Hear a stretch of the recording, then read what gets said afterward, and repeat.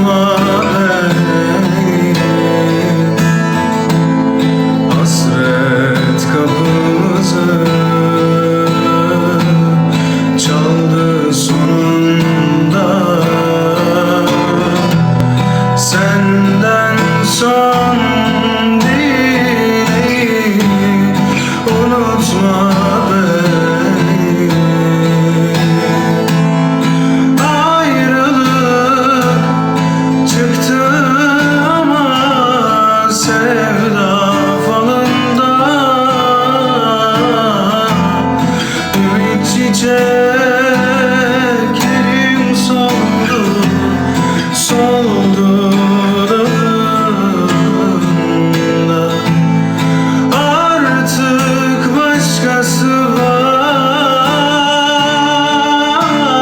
senin kolunda.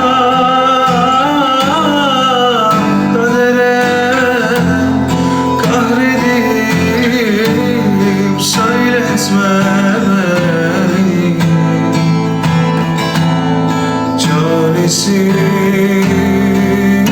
bıraktın umutları.